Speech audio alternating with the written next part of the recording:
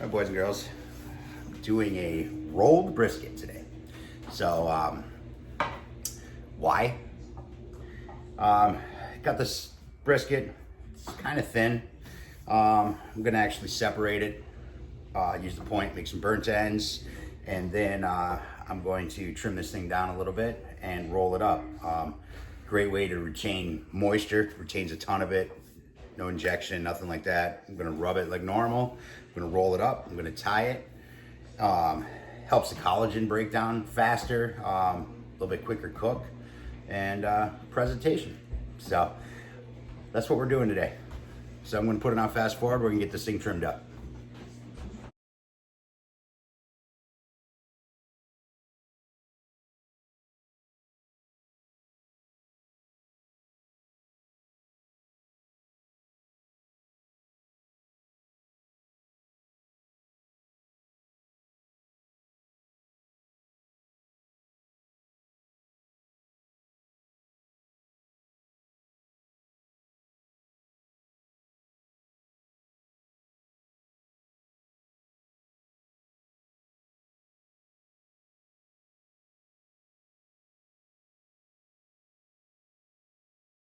All right, so got her separated and got the flat trimmed down, evened it out a bit. Leftover stuff, I'm gonna smoke the point. I'm gonna do some burnt ends with that. But a lot of the cutoffs aren't going to waste either. I use them for my burger grinds, stuff like that. So any of the good fat, save that. It's great for tallow, all that other good stuff, you know, render down. And that's it, so no waste. I removed all the stringy stuff. I did trim it down quite a bit. Like I said, when you roll it, it retains a ton of moisture. So you don't just, so much worry about it drying out, things like that. Now, take a look. You're always gonna have, typically, a thinner end and a thicker end. Now this is trimmed down. Actually, let me pull this right here. Fat's getting a little bit warm, so it's starting to be a little more stubborn. But I like to start from the thinner end. That way the thicker stuff is towards the outside. You know what I mean? Wrap it towards the, from the thin in. So let me grab my twine here and my scissors. And this I need to chop up here soon. Let's just try to get it out of the way a little bit. There we go. So what I'm gonna do is I'm gonna hit it with my brisket. Simple equal parts salt, pepper. It's Maldon flake, quarter cracked black pepper, smoked chopped garlic, and smoked chopped onion. So it's a little SPGO, you know what I mean? So I'm not gonna use any binder. There's no need for it. So I'm gonna get it just enough to sink it in. I'm not gonna actually build it up on this inside. Otherwise, you're gonna have like a lot of grains. Using this coarse rub like this, it will, it won't fully render into the meat, and you don't want that. You don't want it to feel like you're eating sand when you, in between the rolls. So I'm just gonna give her a nice coat so it gets some flavor in there. We'll coat the outside out real nice, get a nice little bark on the outside. And we're going to roll. So I'm going to start from here, keep it tight. Now, if you trim this chilled, which is best to do anyway to get that, make that fat cooperate a little bit for you, it's best to let this thing sit out for a little bit to warm up, but it's been out. So I got a little bit delayed on what I was doing. So makes it much easier to roll. So we're just going to roll this bad boy nice and tight. Let the meat do what it wants to do. Keeping it tight, just like so. Now I'll turn it sideways so I got an easier time tying.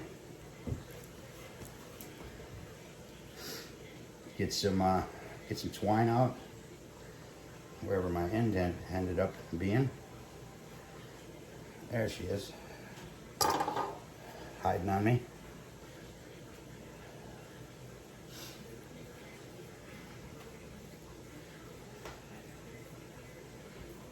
All right, so I'm gonna go in excessively large. I'm gonna go in about an inch. Bring that around.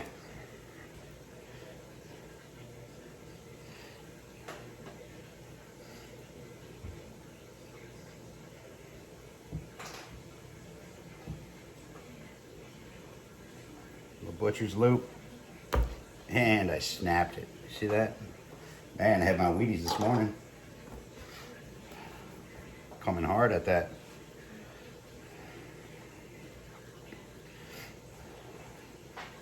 Let's try that again. Snug that bad boy up.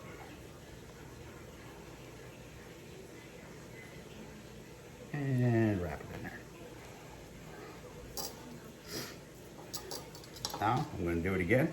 I'm going to bring this guy right around the bottom.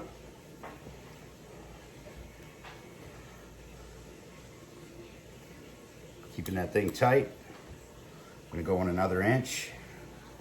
I'm going to do a full wrap. Snug. Again. Keep this bad boy tight. Put another inch or so.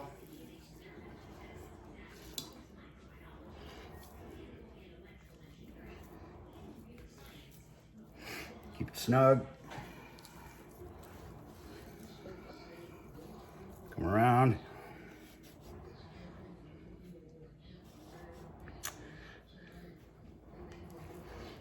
Another inch or so. So on and so forth. Now these ends, I'm going to even them up, and I'm actually going to be using that for some burger grinds anyway. So you want a nice even roast, that way it cooks evenly, you know. I'm going to anticipate, always cut long. Bring this up here, and then I'm going to do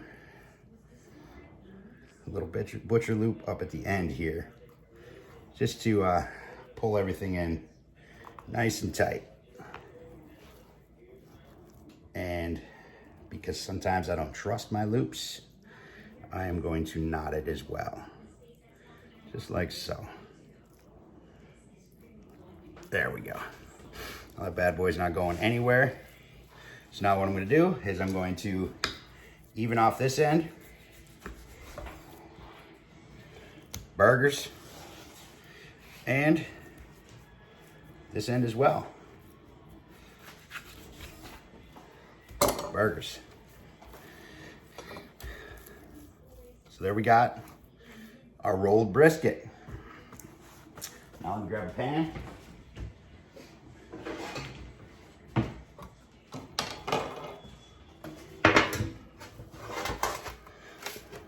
Toss this bad boy in there like that. Give her some nice bark.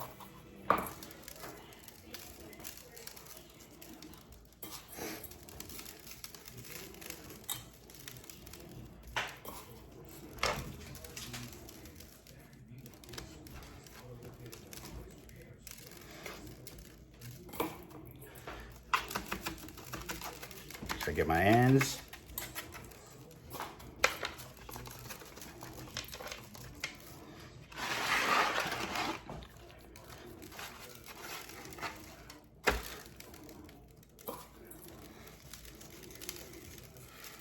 This bad boy all the way around it. It's gonna be awesome, guys.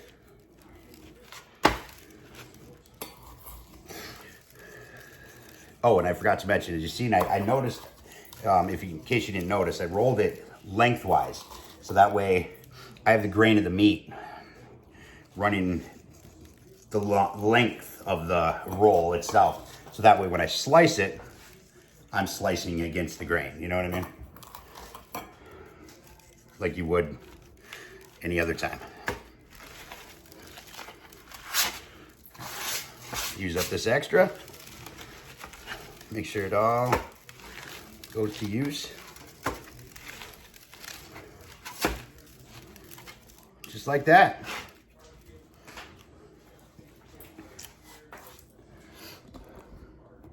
That's it. So, rolled brisket.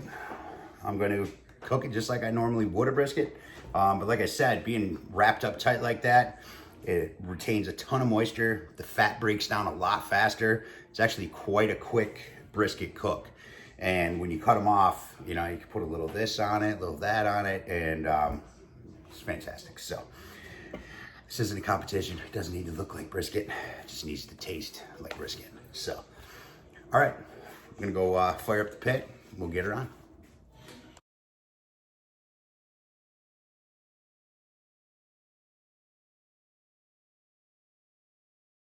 All right, boys and girls, let's light the pit. So we had char hickory and oak in there yesterday. That's my go-to for beef. I'm a purist when it comes to my beef. I don't do sauces. I don't do none of that stuff. I like beef, moo. So I know there's a little bit of pecan still mixed into there. I'm not going to go through separating it. You know, it's not going to make that big of a difference. So, but we are going to throw a little more oak and a little more char hickory in there. This is going to be a pretty decent, fairly long cook. So, some oak. And it looks like I need to refill. And char hickory. So I gotta refill that one too. Went and picked up some bags this morning, so I'll get my stock back. Give a little spin in there. Let's do this. Looks like she's still in a good spot.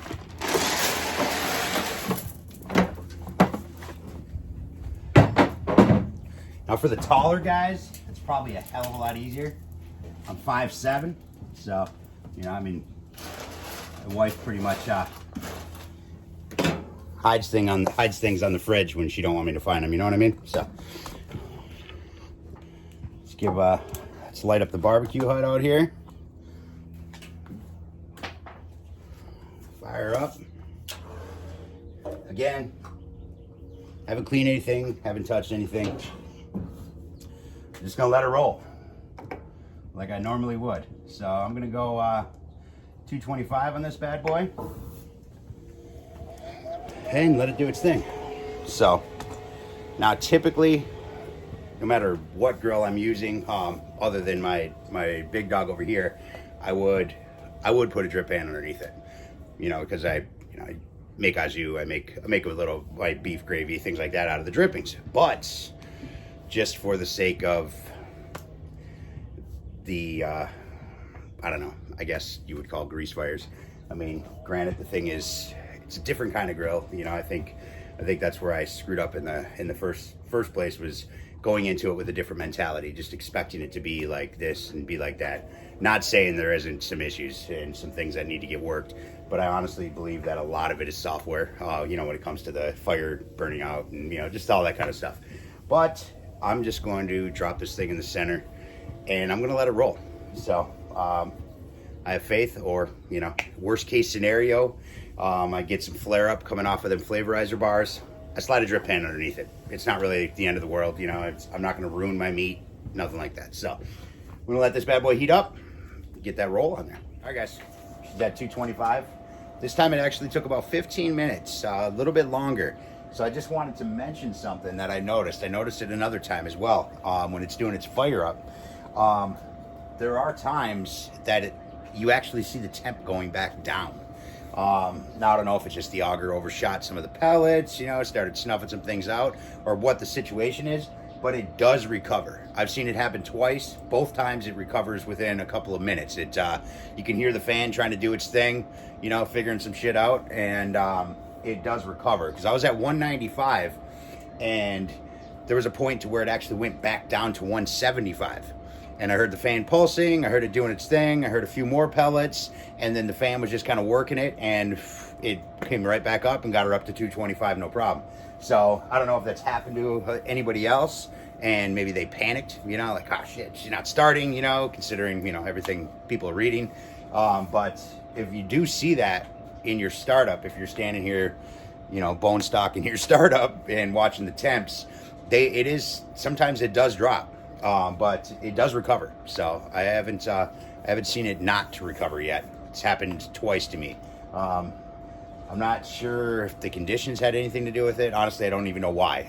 I think maybe just sometimes, you know, the pellets, some are a little bit larger, some are, you know, so I don't know, maybe if it overshot it, you know, started snuffing out the fire in the fire pot, or what the situation is. But here nor there, it will recover. So let's get this thing on. Oh yeah, and she is smoking like a pot party, man. Let's do this.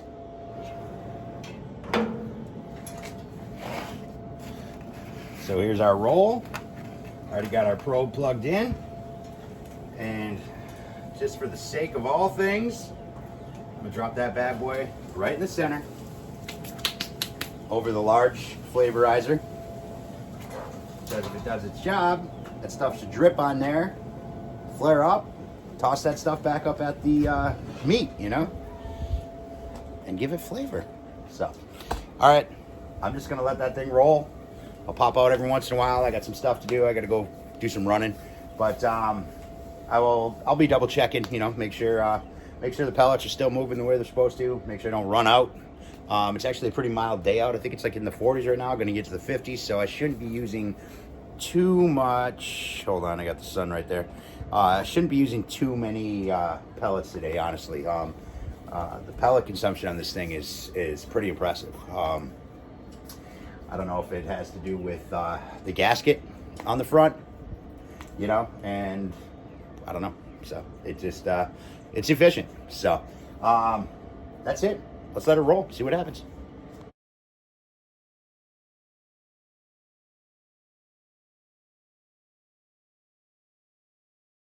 All right, boys and girls. So we are at 167 on the rolled brisket and 157 on my filleted point.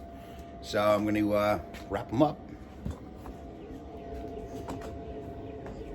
And next thing, I'm going to come over here since I'm going to be working on this side.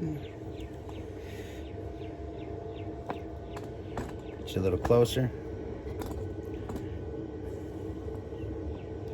Let's try that, shall we? Get some armor on. Let's do this. Oh man, it's beautiful. Look at that bad boy. Yum. And here's my point. We're gonna do this guy first.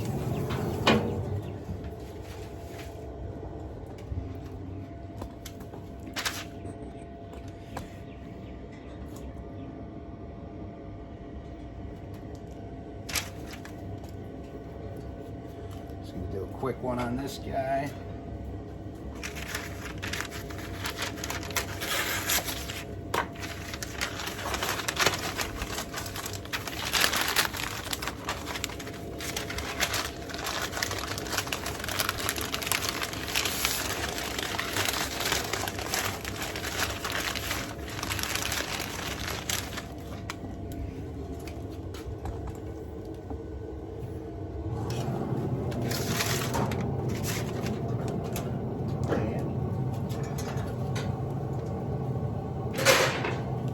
This bad boy off there.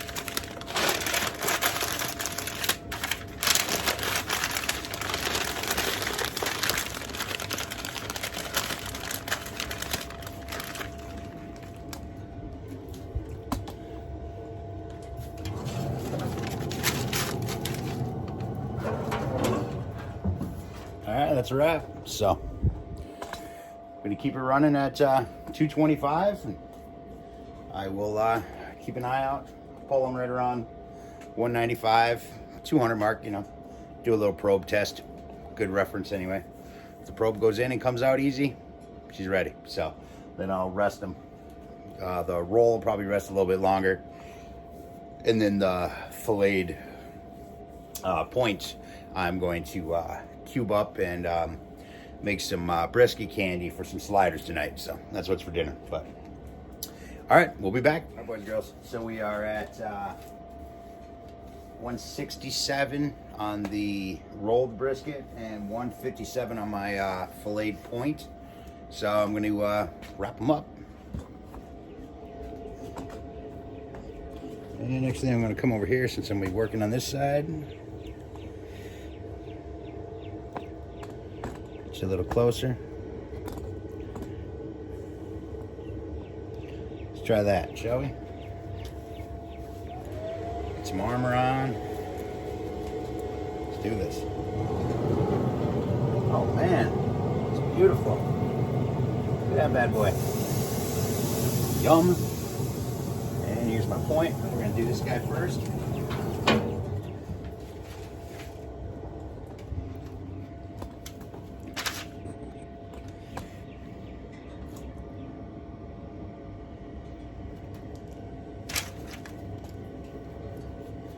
going to do a quick one on this guy.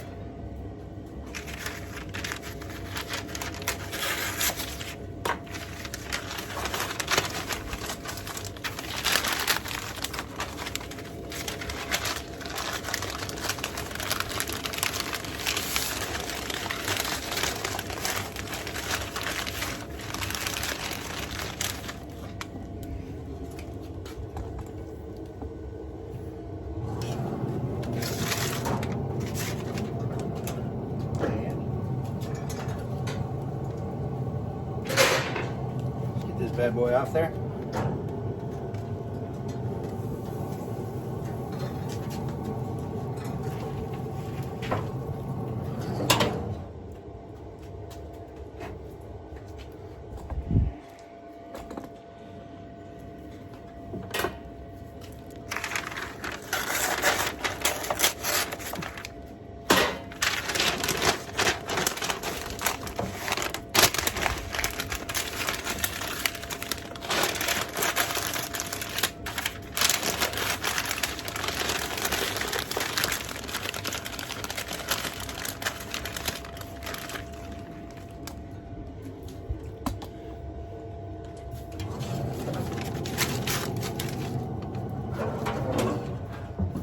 Alright, that's a wrap. So, I'm going to keep it running at 225. And I will keep an eye out. Pull them right around 195, 200 mark, you know. Do a little probe test. Good reference anyway. If the probe goes in and comes out easy, she's ready. So, then I'll rest them. The roll will probably rest a little bit longer. And then the filleted points, I'm going to cube up and make some brisket candy for some sliders tonight. So that's what's for dinner. But all right, we'll be back. All right, boys and girls, we are ready to take these bad boys off. Got my roll at 201 and my point is at 187. I'm going to pull that now so I can rest it. And then I'm actually going to make these sliders tomorrow as opposed to tonight because plans changed.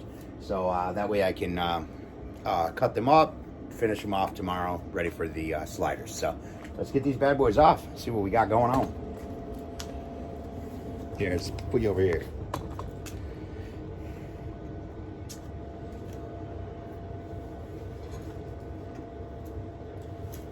Just going to use one pan here. First of all, let me shut this bad boy down.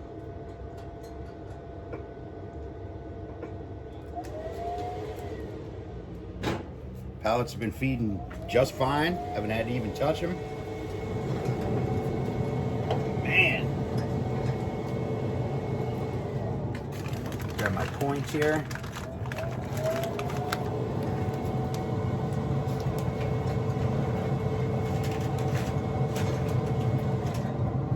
Take that probe out of there.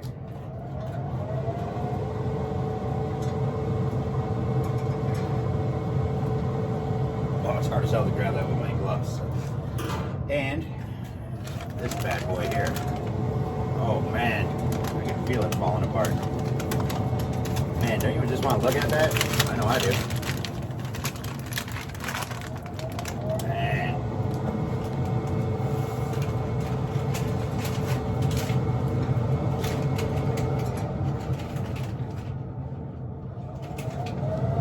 Came out of there like butter.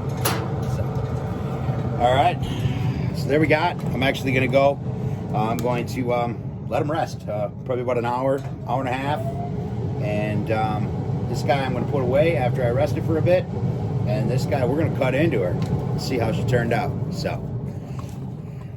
I'll be back. All right, boys and girls. She's been resting for just short of 2 hours. So, let's see what we made. Smells damn good. Here we go.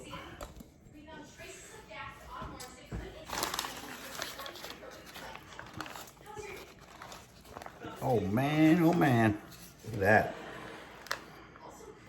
Cool. That's a beauty, isn't it? Let me get this out of here.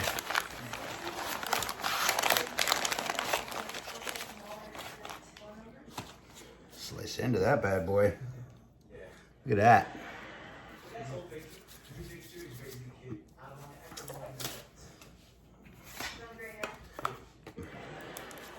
Pull out the obliterator for this bad. See what happens. All right. Where we at? Right there? All right. Here, let's go right into this guy right here.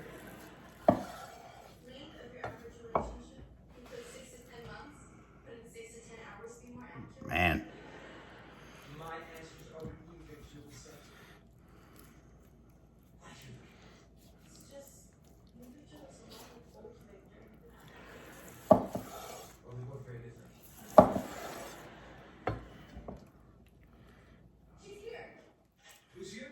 Nice. It's pretty tasty. Try it.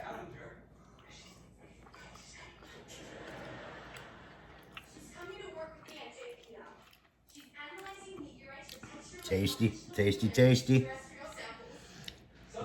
It's a good looking roast. Not bad at all. Not bad at all. She pulls nice. She has a nice little tug to it.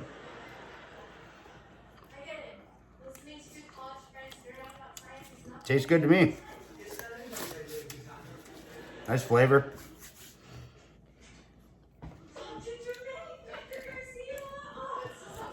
Definitely let it rest a little long. It's actually a little bit chilly. Hey, what happens? Life happens. So, all right, that's all I got.